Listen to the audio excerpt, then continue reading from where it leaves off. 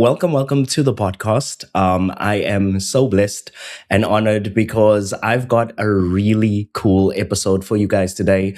I'm going to be talking to John Horn, and he does a lot of weird stuff to do with Google Ads and Google Ads suspensions. And why I think he's a hero is because this is like one of the number one problems that people come to us with. So we always have clients coming to us saying, our ads are suspended. What do we do? And we're kind of like, we don't know. But finally, here today, we have the man with the answers. So, John, thank you so much for joining us. How are you today? Hey, Devon, thanks so much for having me on. I'm doing great. I love that intro. John does a lot of weird stuff. You just leave it there. That's awesome and true. Yeah. Yeah. So, what I wanted to know from you is when we're talking about these Google Ads suspensions and when we're talking about all of this stuff, how did you get into this line of work? I mean, I wouldn't touch a Google Ads suspension with a 10-foot pole. What makes you brave enough to do this type of work? Yeah, it's definitely been a journey. And like you said, most agencies, most people in the Google Ad space, they like to not deal with suspensions and disapprovals because it is very frustrating. It takes a lot of time and energy. But really, what got us into it? So we've been a premier Google partner for many years. We've been doing Google Ads here at Stud Group for over a decade, and we've been doing the policy side of things, what we do, for over a decade, really because clients that we had were running into policy issues. And especially in the early days of Stud Group, there weren't that many clients to be had. Every client is incredibly important. It's like, you know what? We can't just, run away from this. We got to figure it out. We got to solve it. And so we started digging into things, figuring out how Google, how their system works, how their policy works. And that's where things started. And then for a long time, we primarily just did it for our own clients that we were working with. And then eventually realized, look, so many people out there are having problems and don't know what to do. This is actually a service we can offer in addition to actually managing campaigns for clients. And so we started offering that. And over time, we've built an entire team of people here at Stud Group who focus just on policy issues and helping advertisers. And it's kind of grew it over time. So I'm going to ask you a question. I know you probably won't have the answer off the top of your head, but how many suspended Google Ads accounts do you think you've gotten unsuspended over the years, if you had to guesstimate? Yeah, we've worked with thousands. I don't have the exact number in front of me, but we've helped thousands of businesses over the years fix suspensions, comply with policies, and across pretty much every type of business and size you can name it. Everything from like we had a YouTube, an artist who's getting his YouTube channel started. He was a rapper and has a few followers, up to household names that you would recognize. Just everybody has Google policy issues.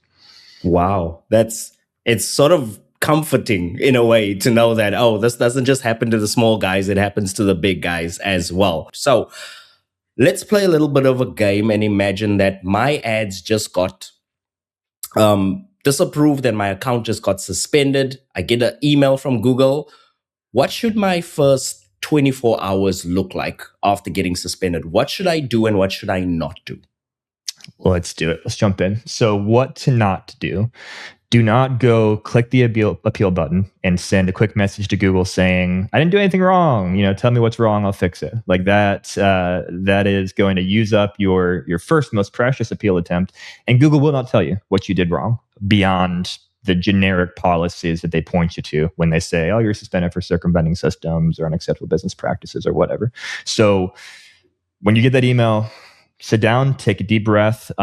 This is a very serious thing. This is much more serious, frankly, than most business owners realize when they first get that notification, because they assume Google wants their money, and it's like, oh, we're not doing anything wrong. We'll just fix where the problem is, get back on. Google will help us, and that's just not how it goes. Basically, you are in Google's mind guilty until proven innocent, and it is very hard to prove that innocence. So, don't fire off any quick messages to Google. Is the first thing to do.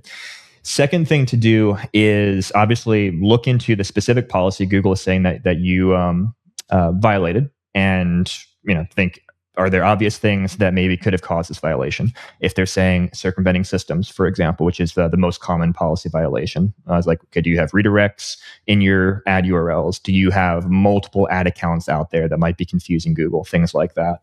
If it's unacceptable business practices, do you have a ton of negative reviews online that people are leaving that you're not handling and responding to?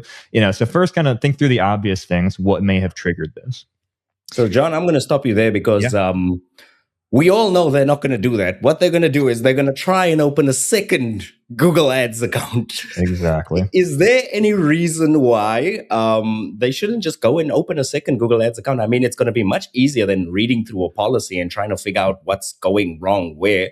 So why can't they just do that? Yep. So much easier until you see that red bar of death again. Yep. So as you know, as you're kind of pointing me here, Google is very good at connecting the dots and realizing that it's you who just went and created a new ad account. And there are many ways they can do that through similar payment Even if methods. I use a different email address, different email address, different website, one of my fourth businesses, they're still going to find out it's me. They are very good at connecting those dots. And when they connect those dots, guess what? You're, in their mind, they're circumventing the system. You are not solving the initial problem. You're creating a new account, which violates that policy. And so, there's no guarantees in life. I'm not going to say it's impossible that you might be able to get a new account created that Google doesn't, associate with the old account. But a lot of the time, much of the time, they figure that out, they identify that, and now you're in a worse place because now you have multiple suspended accounts, and that's only going to make your arguing with Google about why you should be on their platform more difficult. So yes, strongly recommend do not go and create a new ad account. And I will say too, there are times where Google reps themselves will tell you to do this. We've seen actually many times where a rep will say, Hold like on, an email hold on. or something. I got to stop you over there. The Google ad reps themselves, the people that work for Google, will actually give this bad advice to business owners to go and open a second account. 100%. I've seen this many times. And a lot of it comes down to the fact that Googlers themselves, many of them, really don't understand Google's policies or system well themselves. Like there's so much to it. It's so complicated. If they haven't gone through this before, they also make assumptions about how their own company works. And so they'll be like, oh, just create a new account or whatever. And no, that's really terrible advice. And I've seen that get businesses suspended, have all sorts of issues. And yeah, there's unfortunately most reps you work with at Google, I mean, they're sales reps. They are not trained in policy. They don't understand how it works. And so you have to take their advice with a massive, massive grain of salt. Wow. Okay. Wow, that opens up a whole new line of questioning. But I think let's just take a step back for a moment. Help the viewer close this gap between Google is a for-profit company. I want to make profit by sending showing my ads to people who want to buy my goods and services, and I'm going to pay Google money to do it. Why would they show me the door and suspend my account? Like, what is in it for them? What do they get out of the ad suspension? Like, how does that work? Yeah, it doesn't make sense, right? Because they would want to maximize the total dollars possible. Here's what I think the reasons are that are at play. Primarily, it's an issue of scale. Google is just such a massive business, and they rely so much at this point on automation, on AI for both flagging issues as well as reviewing appeals and dealing with policy issues, that there are just many, many situations where, because of that scale, because of the lack of a human actually looking at the situation and applying common sense, or a human having the training to be comfortable to make a decision and say, oh, this was okay or that's not okay, that's where we see so many of these suspensions of legitimate businesses happen. And another big part of the scale too is there are so many bad actors out there. Google suspends, I think it was 39 million. I want to say ad accounts in 2024. They haven't released numbers yet for 2025. I think it was 39 million in 2024. 39 million. Yes. 39 million. Exactly. It's an insane number. And yeah. And even if, 1% of those or 2% of those are legit advertisers, that's still a tremendous number of advertisers who are legit, who aren't trying to do anything wrong, and yet aren't allowed on Google's ecosystem. So I think my perspective from what I've seen, it's mainly a scale issue. Google just can't can't handle the sheer numbers, and so they have to rely on automation. Automation just doesn't understand nuance and gets things wrong. And then additionally, too, there's the reality that Google is essentially a monopoly in the search world, and so they know like everybody has to come to them. They're not this scrappy startup which is like, I got to go out and prove to you why you should pay my money, pay me money. They're like, well, yeah, that advertiser gets suspended, but someone else is going to come and target those same things. Like they're all going to come here eventually, and so Yeah. there's just not that same hunger and need for them to go chase every single dollar that is out Yeah. there in that way. I love how you talked about how it's a scale issue because we're seeing this with the AI automated systems as well. We don't work on the Google Ads suspension side, but we do see a lot of disapproved ads, and that's kind of what I have to deal with most of my clients. Yeah. And so, for example, we have one gentleman who's a personal injury lawyer who's our client, and he gets flagged as in he's doing something dangerous. His ad is in health personalized advertising, and then it says it's insurance. He doesn't sell insurance. But the automated system, the AI, because he has to say the word insurance in his ads, on his landing page, maybe even in his terms and conditions page, they keep on thinking that he sells insurance when he's a lawyer. It's something completely different. Yeah. And so I love that you brought that up because it is these automated systems that they're just not built for that nuance. And when you put a whole bunch of human beings there, you're supposed to get the nuance from the human beings, but it seems like the ad reps are also not doing their jobs as well. Yeah, and even when things get to humans, there's generally speaking not great training in place in Google, especially for those lower level team members who are often the primary ones reviewing appeals. And I've spoken with people who've worked on the team and whatnot. I have a pretty good sense for what the training process looks like, and it's just not great. And so you also have a lot of inconsistency in how appeals are handled, because this person might say yes to an appeal and this person might say no to the same exact appeal because they have different training or different comfort levels. And so even if you can force your way past the automated reviews, it's still, we'll have situations where, hey, we submit an appeal and it gets declined. We submit the same exact appeal a week later and it's accepted. Like, guys, nothing changed. Same exact information. Now you said no, you're suspended forever. Now you said, oh yeah, you're good to go. So it's, yeah, that's what working with Google is like these days. Yeah, I'm surprised you still have hair on your head. May I just say that? Like, you should at least still here. Like, it should be some grayness or something. So John, well done on that. Wow. Yeah. It's sometimes I often, when I talk to clients, I use the word brick wall a lot. It's like, yeah, sorry, it feels like we're banging our head on a brick wall right now. That is Google. But we're going to find that weak spot in the wall and get our way through and make them see sense eventually. I see. So let me ask you this question now. What are, if we could just broadly group them, if we could say these are the three main reasons why accounts get suspended, what would those be? Yeah. So 3 main reasons. First, something wrong with the website itself from, let's say, a functionality perspective or missing information perspective. So maybe you've got weird redirects going on. You've got, things don't work, especially in the e-commerce space for businesses that are selling products. There's a lot of different policy pages Google expects to see, like refund and return, shipping, and things like that. And a lot of people just don't have everything in place. And so it's, hey, there's a functionality issue or just something off about the website, and that will get an account flagged, often for circumventing systems or misrepresentation on the Google Merchant Center side of things. So that's a big thing. The second thing is really comes down to the business itself, business model and reputation. So a couple of examples. If you've got bad press online, lots of negative reviews, things like that, that can absolutely get you flagged, especially for what they call unacceptable business practices. Coming down to nuance, like we talked about, we've got a situation we're helping a client with right now where someone else has an incredibly similar domain and basically copied their website. And we're pretty sure Google is suspending our client because all the customers of this other business with this very similar domain are leaving negative reviews on our client's Trustpilot account. And so Google's like, oh, you have 100 negative reviews. You must be a terrible business. And we're like, that's not us. These aren't our customers. So you've got things like that that can be accurately or inaccurately flagged by Google.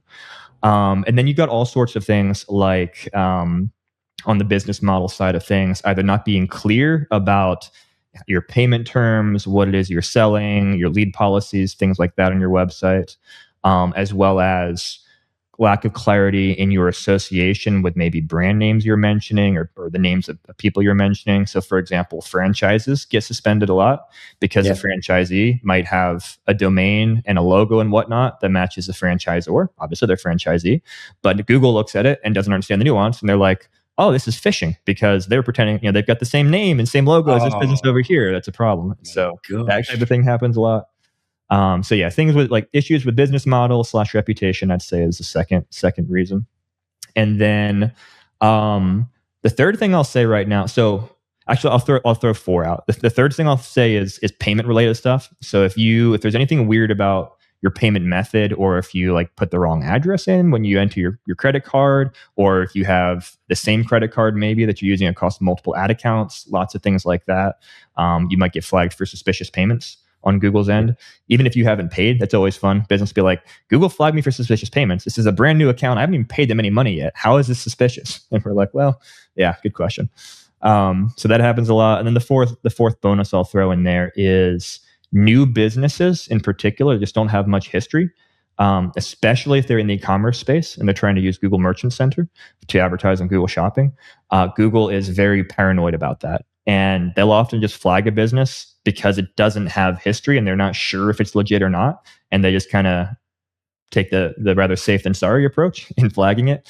And that's really difficult because for a lot of these businesses, they want to use Google to get the customers and orders to then get the reviews and history to show they are working. So it's like a chicken and the egg type of Yeah. situation. For those of you maybe watching this episode and you're saying, yeah, but what's the big deal? If Google declines me, I'll go to Facebook ads or I'll go to LinkedIn ads or I'll go to maybe Microsoft Bing ads. You have to understand one thing. Google Ads controls about 81% of all the searches in the world. So imagine having a business and imagine losing 80% of your sales or 81% of your sales just because you're not on Google. And how Google is different from these other platforms is, yeah, they might see your product on Facebook. It is a good place to go get eyeballs, to go get attention. Nobody doesn't buy anything on LinkedIn, so LinkedIn is out. But when people are searching Google, like if you're searching Google for queen size mattress, right? That's usually where you're going to make that purchase decision. You're not going to search Google for a mattress and then not buy it. Most of the time, you're probably hunting for a mattress and you're probably ready to buy it if you're already doing Google searches for it. So being off Google, especially for a new business, could mean the difference between we're going bankrupt and I have to go back to my job, or it could be, hey, I tried this little thing out. I didn't have much ad spend. I was spending about $100 a day, and now this thing has blown into a multi-million-dollar company, all because you got approved or disapproved by Google. 100%. Yeah, this is table stakes for most business. I mean, this is the primary lead generation tool for many businesses out there, and we often we get that pressure when businesses hire us to help with fixing a suspension. Be like, hey, if we don't get this fixed soon, we're going to have to start It's laying over. people off. I don't have money coming in. That's, you speak of losing hair. That's not a fun position to be in either, because again, we're at the timeline of fixing things is ultimately at Google's mercy. We can do all that we can, but it doesn't always happen quickly. And so, yeah, it's an incredibly important number one channel for many businesses out there. Okay. So is there any group of industries that you feel like, man, if I have 10 clients, it's always this industry that constantly gets what is that industry that constantly gets the suspensions? There are definitely some frequent flyers. So Yep. the number one I would say would be drop shippers. Google Yep. does not like drop shippers. It's not against Google's policy to drop ship, but they're not a fan. So tons and tons of drop shippers get suspended. There are a number of sensitive spaces where Google has even more restrictive policies. So healthcare related, whether that be actual service providers, whether that be supplements, medication, things like that. Lots of suspensions and disapprovals in that space. You've got flight resellers actually are really, really common to get suspended. Really? Yeah, That's there's weird. just there are some different types of industries where there is a lot of scam activity and fraudulent activity. Yeah. And so anybody in that space then is under a microscope because of how those bad actors operate. Cryptocurrency related stuff is also another industry. There are you can't straight up advertise crypto with Google, but there are a lot of adjacent things that you can advertise, hardware information, things like that. And Google's pretty paranoid about that space. Um, Last one I'll throw out just for fun, randomly, is garage door repair. Google really has it out for garage door repair services. And I know a garage door repair guy. Oh my gosh, I better warn him. Yeah, no, they love suspending garage door repair for whatever Maybe reason. the CEO like had Sundar Pichai, maybe he had like beef with his garage door man and is like, listen, from now on, like, and no more of these guys. Something went down there. All right, cool. So we've talked about the problem, and the panic is almost over for the person. They're sitting down, they're saying to themselves, okay, they suspended me. I know it's a big deal. I'm not going to open a second ad account, but John, please just walk me through this in layman's terms so I can actually understand what we're going to do, how we're going to do it, and what the timeline looks like in terms of getting them to approve my ads account. What does that look like? Let's do it. So, step one, you're going to audit your ad account itself. You're going to look at the settings in your ad account, particularly the business name that you have, any verification you've done, payment method, etc., and look for any issues there, any problems. Like, oh, you know what? I used my DBA name instead of my legal name, and this doesn't match up, or stuff like that. All sorts of things can be an issue there. Then you're also going to look at all of the ads and all of the extensions, what they call them, assets now, used to be extensions back in the old days, in Google. Anything that links out to your website. Something you'll often find is, oh, I didn't realize I had a site link from 5 years ago when I had this different website in my ad account. And now, hey, Google's still crawling that. And that might be part of the problem. Now, the challenge is once Google suspends your ad account, you cannot change any of that. You can't remove ads, you can't change ads. It is completely frozen. You can't even add users to your ad account to access it. And so what you have to do is you have to identify what the problems are that you're going to fix. And then when you get to the place of submitting an appeal to Google, you're going to say, here's what I found, here's what I will fix once you reinstate the account and give me the ability to submit So you're basically telling them, I already did the hard work. I found the issue and I'll go back and I'll correct the issue. And that way they're like, okay, if you're saying that this is the issue and you're going to fix it, then we get that. That's smart. I like that approach. Yeah. Exactly. Yeah, you got to do that. And for until a couple years ago, you could make all those changes proactively in the account, which made things much easier because then you just fix it. But now it's all frozen. So now you have to say what you will do. So that's step one: audit the ad account.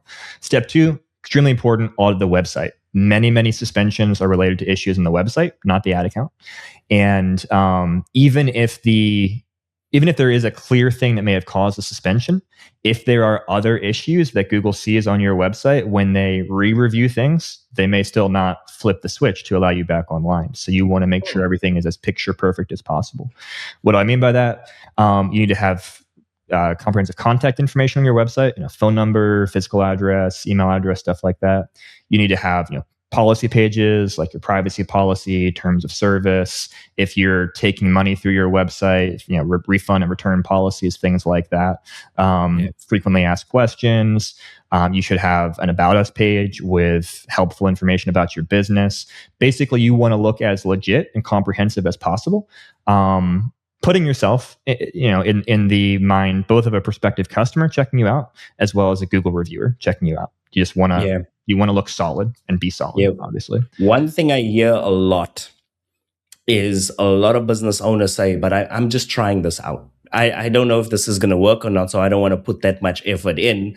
And unfortunately, the bar is that high on the online game that you could do that in 2006, 2007, because, hey, you would probably be one of the first glow-in-the-dark sock companies around, and you really don't have to prove yourself that much. Yep. But unfortunately, where we are right now in 2026, that doesn't work anymore because there's There's so many ways for Google to get money. Why would they choose a risky way and risk their own business just to do business with you? Doesn't make sense. So you do, it's like John said, it's you have to come onto that platform, that advertising platform, with a big boy mindset of, hey, I gotta have terms and conditions, I gotta have a privacy policy, I gotta have, and these things are easy to get these days, but I still find so many business owners who just neglect it and say, hey, I'm just dabbling, so why should I get these in place? You know what I'm saying? 100%, 100%. Yeah. And a lot of it too, as part of that, is that attention to detail where, Yeah. hey, maybe they copied a privacy policy from a template and they forgot to put their business name in there, or they've got, this random address in there. Like we see stuff like that so often when we do our audits of the website. And it's not people trying to do anything malicious or wrong. They just aren't paying attention to the details. Yeah. So auditing the website, that's step number 2, hugely important, takes time, takes work. It's also things like, if you are in sensitive spaces, are there disclaimers you need to add? If you are in the health space and you have testimonials from customers, well, you need to have, and individual results may vary type of disclaimers, or, hey, this, not approved by the FDA, stuff like Yeah. that. If you're in, the financial space, there's very specific, disclaimers and things you have to have about, how long does it take to pay back a loan, and what's the actual APR interest rate, stuff like that. Like, there's lots of nuances for different industries. But website, hugely important. So that's step number 2. Step number 3 is what I call looking at your digital footprint. So Google will Google you. They will see what is coming up. And this goes back to what we talked about with negative reviews. Like, you should Google yourself, and you should Google your name plus reviews and see what's out there. And you should be doing what you can. I Google myself every single day. Every single You've got to know what's coming up. Just kidding. I'm not that vain, but yeah, I know people that do that. Yeah, and especially, I mean, if you're a business owner, and you want to see what's coming up for your business name, it's not a bad idea at all to be Googling every day and seeing and monitoring. And if there are reviews, positive or negative, about you, you should be responding to those reviews professionally. Because even if you have negative reviews, I mean, nobody's perfect, and also people are very persnickety, so you don't necessarily deserve the negative reviews. But if they are there, Google's going to see them, and so they want to see that you're taking them seriously, that you're giving a professional response, saying, "Hey, we'll take care of this," or, "Hey, here's what's going on." And those types of things are really important for proving to Google that you're not a scam, that you're actually on top of things, you're professional, etc. And so that's I think an area a lot of people miss when they go through the appeal process. They don't even think about, like, what comes up when Google Googles me. And so that's really the third thing to audit. So auditing your ad account, your website, and your online digital footprint. And then once you've done all that, you are almost certainly going to found that you're going to have found issues. You're going to have found things that you could have improved, made better. And so you want to document all of that. And when you submit an appeal to Google, you want to be very clear and comprehensive in what you write. Say, here's what I found, here's what I've done to fix it. In the case of the ad account, here's what I'm going to do to fix it once I can make changes again, and just go step by step. Give links to where you've made changes on your website. Attach documentation with proof about your business being legitimate, or screenshots of changes you've made, stuff like that. And it's on you. The burden is on you in your appeal to convince Google to let you back online. It doesn't matter how legit you are, how legit you understand you are, how obvious it looks to you that, well, like, for example, a hacker got into my account. They created this campaign. Obviously, that's not me. And so Google should see that and say, yeah, I'm not trying to advertise, Viagra on this other website, which that's a real example we've seen. But nothing is obvious to Google. So it's on you to do a really good job of laying it all out and making it really easy for Google to say yes to your appeal. It's weird because I've never thought about it that way, but I think it's super true. Like, if you're breaking down the 3 steps, is the first one is we want to make sure our settings are right, because if we have, and we've seen this so many times where people have 2 different final URL, 2 different URLs. They have a URL when they start the ad off, which is their domain, and then their final URL is a course page or a Kajabi page or something completely different. And you're like, well, it looks like you're trying to advertise 2 different websites at once. The second thing is, what is your website actually saying? how are you talking people? How are you talking to the people that are actually giving you money? Like, do you have a returns policy? The terms and conditions, do they kind of make sense for your business? Like, if you say you will never get any refund from us, and yet on your website it's big written, we will give you a refund, like that type of thing doesn't make sense. Now, I know you might not be doing these things maliciously, but as an outsider, just pretend Google is just looking at your business and it's their day one. They don't know anything about you. It is kind of going to look weird. And the last thing, and I think you said this so beautifully, is that it's the clear communication when you submit an appeal. I think that's always been a gray area for me, and I've been doing this for 8 years, but I never actually realized, and now that I think about it, is the times that we get the most approvals on ads is when we're pretty clear. It's the times when we kind of like freak out and we go, I don't know why this is happening. Totally.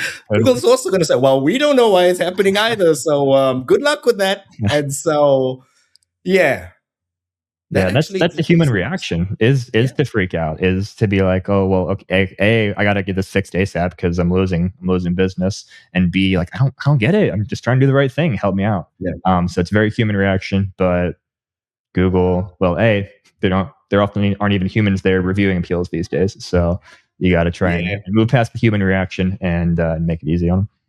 I think also they try and defend their character instead of saying this is my tangible plan for actually getting my ads back in shape. Like they say, I'm a good person. It's like, yeah, I'm pretty sure the $1 trillion company does not care that you're a great person and that you go to church every Sunday. Like they really want to see that you're actually going to do the work. It's important, don't get me wrong, but it's just not as important for Google. So Yeah. with that being said, with those 3 steps, a lot of business owners are probably listening to this episode right now, Mhm. and thank you guys for hanging in with us on that. But a lot of them are listening to this and saying, John, this sounds like a lot of work.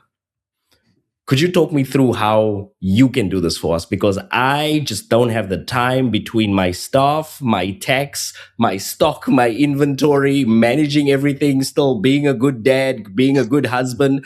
How do I make sure that when I get hold of you, like that, all of this stuff gets sorted out? What is your sort of process for doing this stuff? Yeah. That's exactly why we build out a team here at Stud Group, because most people don't want to spend the next couple of weeks of their life dealing with this and the amount of hours you have to put in. And because we do so much work in this space, pattern recognition is a really big part of what we bring to the table. Where we're able to say, okay, I fixed this same exact type of thing 5 times. There's this nuance we'll figure out, but I know what to do here. And so, what it looks like when businesses hire us for help with this is once we're working together, we start with a kickoff call where we screen share, we look at their ad account, we get all the information that we need, we talk to them about timelines, get context, listen to their information about their business, what they think might have caused the suspension, get as much context as possible. And then we do all the work we talked about of we audit the ad account, we audit the website. We've got very, very comprehensive list of things that we're looking at in the website and messaging we know Google likes to see, doesn't like to see, etc. Often there'll be weird things we got to figure out with the client about, oh, I've got 3 different ad accounts and 2 of them are suspended, and how do I do this? Or I've got a business with this name, but it's got this DBA, but the address is in this state. Like there's always something weird and something off that you got to figure out how to best position and present to Google. And then that digital footprint as well. We're looking to see, okay, what's out there, what do you need to respond to, stuff like that. So we do all that work, get everything as picture perfect as possible, and then craft the appeal in the way that we know that Google likes to see it, with, again, all the documentation we know they want, clear description of what's going on, what's been changed, will be changed, etc. And then we work with the client to submit that appeal. And it's important that even that first appeal that we submit is not necessarily going to be accepted, because it is often a lot of back and forth with Google. And like I said, Google's very inconsistent. Sometimes they'll accept one thing and they'll not accept one thing and accept the ssame thing the next week. And so there's a lot of persistence that goes into it. We try to set the stage up front and say, this is not going to be a quick fix tomorrow. You're not going to be back. Yeah, It's going to be back and forth, yeah, sparring with Google, things like that. But we do that work on behalf of the business so they can focus on their actual business instead of trying to figure out the nightmare that is Google suspensions. Yeah, it is quite a unique niche that you're in. And I really thank you for that because my gosh, the amount of times when somebody's needed this service and I haven't had anyone to recommend, that's been I'd say it's been more than a handful of times that it's happened. So I'm glad that you're actually out there. You're fixing the suspended accounts and you're just helping people basically get their businesses back online so they can ultimately look after their family and look after their staff. So that's beautiful. I really appreciate you doing that, man. And if somebody's watching this podcast episode right now and they're like, okay, John, I kind of understand what I should do.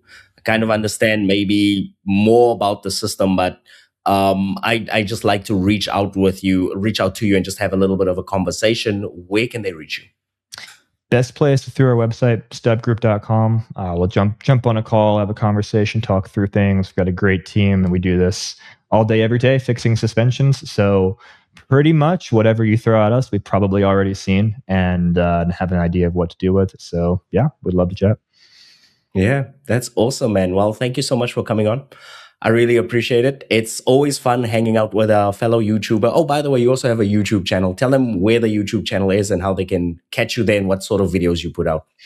Yeah, we put out a lot of videos on YouTube. Also, just search Stub Group on there, and you'll see our channel. We've got tons of videos about what we talked about today: Google suspensions, policies, all sorts of nuances there, as well as like to put out kind of general advertising-related content and just things that'll help small, medium-sized businesses be more successful in the world of digital marketing. Hmm. Excellent. Excellent. Awesome. Well, John, thank you so much for coming on. It's been an absolute pleasure. And yeah, we will see you guys on the next one. Peace.